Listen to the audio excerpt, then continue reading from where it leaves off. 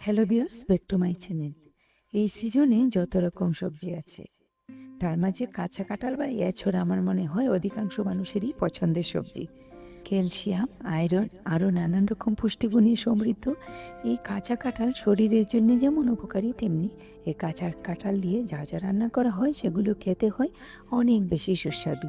আজ আমি আপনাদের জন্য নিয়ে এসেছি এই কাঁচা কাঁঠালের একটা মজাদার রেসিপি। আশা করছি সবার ভালো লাগবে। চলুন তাহলে দেখা যাক। রেসিপিটি তৈরি করার জন্য আমি এখানে মাঝারি সাইজের একটা কাঁঠালের অর্ধেকটা ভালো করে খোসা ছাড়িয়ে কেটে হলুদ জল দিয়ে ভিজিয়ে রেখেছিলাম, এখন জল থেকে তুলে নিয়েছি। এখন এই রেসিপিটির জন্য একটা পেস্ট তৈরি করে নেব। তার জন্য নিচ্ছি 2টো টমেটো আর 1 টুকরো আদা কুচি। এই দুটোকে ব্লেন্ড করে নিয়ে চলে যাচ্ছি নেক্সট স্টেপে। চুলায় এখন একটা প্যান বসিয়ে দিয়ে দিলাম 2 টেবিল চামচ পরিমাণ মতো সয়াবিন তেল। তার মাঝে দিলাম 1 চা চামচ পাঁচফোড়ন। আপনারা সরিষার তেল দিয়েও এই রেসিপিটি তৈরি করতে পারেন। এখন দিয়ে দিলাম 2টো তেজপাতা ছিঁড়ে। নুনটাকে ভালো করে ভেজে এই পর্যায়ে দিয়ে দিচ্ছি ব্লেন্ড করে রাখা টমেটো আদার পেস্টটা। তার মধ্যে দিচ্ছি 1.5 চা চামচ হলুদ গুঁড়ো, 2 চা চামচ জিরে গুঁড়ো, 2 চা চামচ ধনে গুঁড়ো, 1 চা চামচ ঝালমরিচ গুঁড়ো, 1 চা চামচ কাশ্মীরি মরিচ গুঁড়ো, 2 চা চামচ বা স্বাদ মতো লবণ। এখন সব কিছুকে একসাথে মিশিয়ে নিয়ে একটু কষিয়ে নেব মশলাটাকে। মশলাটাকে একটু কষিয়ে নিয়ে দিয়ে দিলাম 1 চা চামচ চিনি। চিনিটা মিশিয়ে নিয়ে এ পর্যায়ে দিয়ে দিচ্ছি কেটে রাখা কাঁচা কাঁঠাল বা এঁচড়। ভালো করে এখন মশলার সাথে একটু নেড়ে নিচ্ছি। এ পর্যায়ে দিয়ে দিচ্ছি 1 কাপ পরিমাণ জল। কাঁঠালটাকে আগে আমি সিদ্ধ দিইনি, এভাবে রান্না করলে কিন্তু বেশি স্বাদ হয়, তাই বাড়তি সিদ্ধ দেওয়ার দরকার নেই।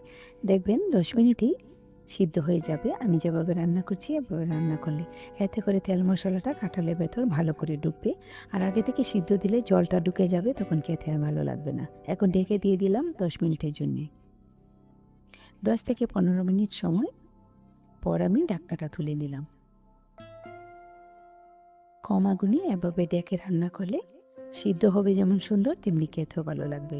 কাঁঠালটাকে ভালো করে কষিয়ে নিয়ে দিয়ে দিলাম আরও 2 কাপ পরিমাণ জল।